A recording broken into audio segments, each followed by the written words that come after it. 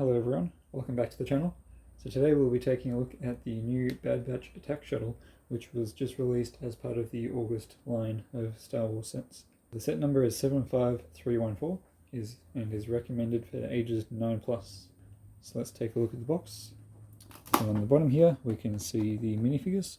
So there's Hunter, Wrecker, Tech, Echo and Crosshair, the 5 members of the Bad Batch, the 5 original members of the Bad Batch, and also the Gonk Droid. So you can see on the front of the box is a view of the Bad Batch's ship with 2 of the speeders flying across a sandy planet. On the top of the box we got the 1:1 minifigure scale as Hunter, and there's some information, the name of the set, logos. On the back of the box we got a picture of the set landed, and Crosshair's speeder there, and the other lime green speeder in the back there. And there's a couple of little pictures there of the playability features of the set. On the side we got a nice little art bit. On the other side we just got the fairly standard logos there, and then on the bottom we've just got all the usual information. So let's get into the speed build. So you'll see that on the top, instead of the Clone Wars or Vader sort of art style, it's got the Bad Batch members as the art style there. So that's interesting. We'll see if that continues with more Bad Batch sets if they ever get released.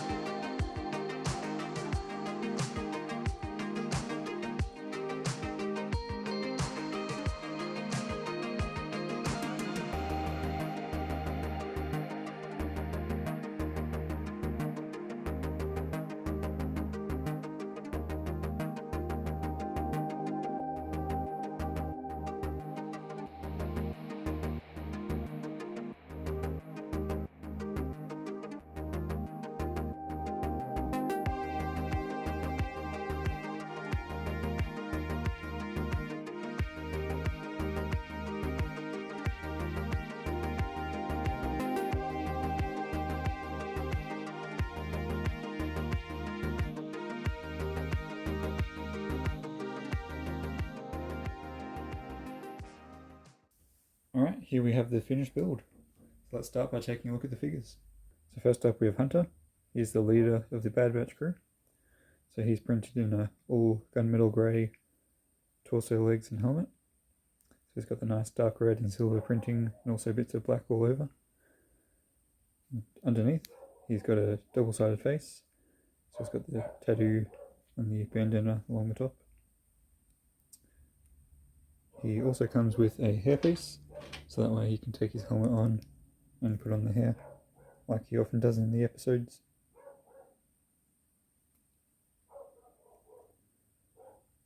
And he carries a knife, which is one of his primary weapons. Next up we have Wrecker. So he has a very similar design. So he's got the gunmetal grey legs, torso and helmet as well. He's also got this extra shoulder padding piece to make him look a bit bigger. Underneath the helmet, he's got just the one-sided face. His helmet's got some nice printing on it. It's got the symbols at the top that mean 99, since they're Clone Force 99.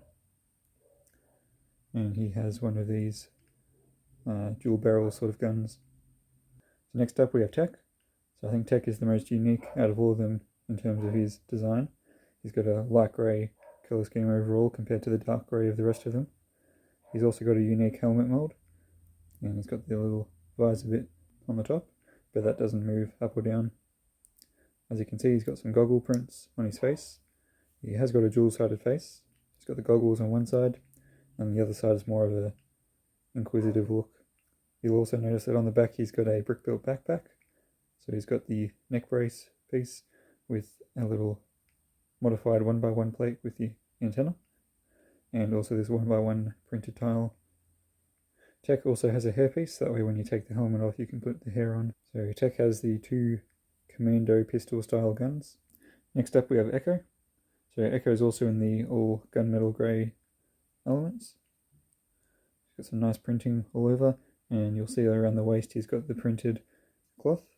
Unfortunately they didn't give him an actual cloth piece, they just printed it onto the front. So he's got a face print underneath. So Echo is the only one out of the 5 that has arm printing. So on his right arm there you can see some printing. So in this set they've included a hand for Echo, but in the show so far he has not had a hand. So it'll be interesting to see whether or not he does get a hand, or if LEGO decided just to give him one so that he can still hold a blaster with both hands. Next up we have Crosshair. So Crosshair, unlike the rest of the Bad Batch, is in his Imperial uniform. So that's an all black colour scheme, which looks very nice. And he's got the green colour in the visor, and also the 2 little green dots. And underneath the helmet he's got the face printing. So he's got the little crosshair tattoo over his eye. And he's got the fairly standard expression that we often see Crosshair having. The overall design is very clean. It's all a black with white lines sort of look. And on the back, fairly standard.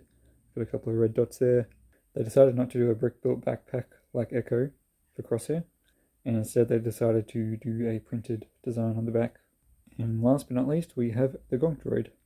So he's got a fairly standard design that we've seen a few times now for Gonk Droids, and he uses the 1x1 round plates with the little hinge bit for the feet, and he uses the gunmetal grey studs there for the legs, and just a dark bluish grey body all around.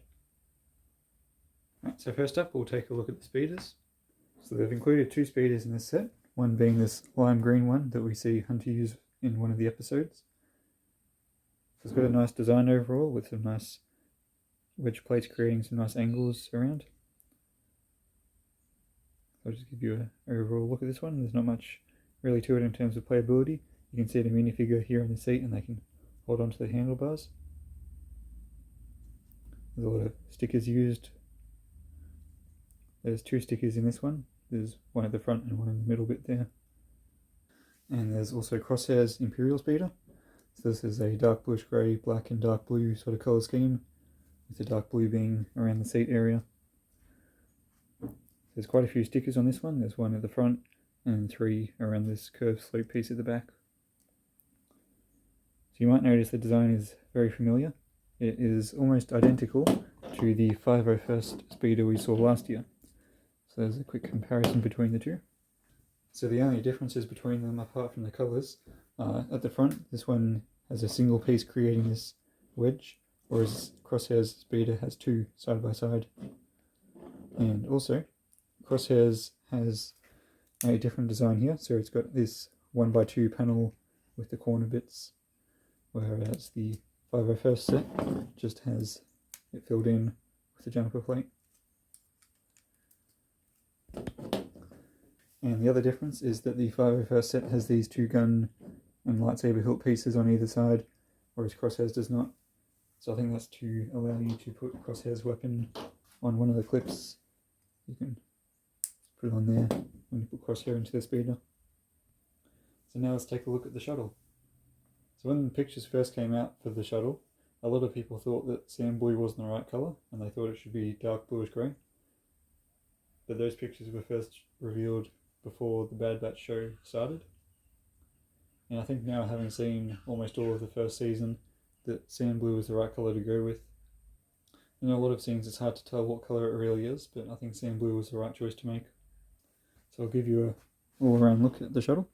So the wings can fold down, so there's a nice traceability to that. And all around it's got the sand blue, dark bluish grey, light bluish grey and black look to it. So that's very nice. Now the wings, as you can see, can fold up and down easily. But unfortunately they can fold down too far, so you've kind of got to find the right angle for them about there.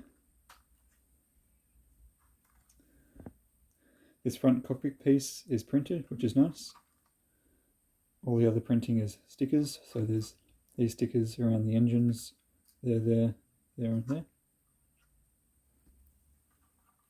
There's a lot of nice angling. They use a mixture of hinges and slopes around the sides to make these nice angles. So let's have a look at the interior. So this whole section can open up, just like that.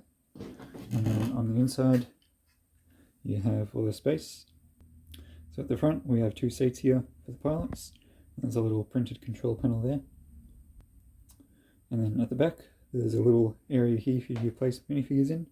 So you can probably fit two in there easily. And there's also these two stickers here. So there's one here with a clone trooper pilot there.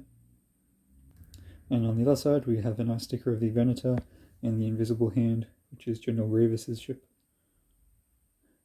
And there's also a little clip here, so you can place a weapon there. And this section here also folds up, so there's a bit more room in there that you can place weapons in.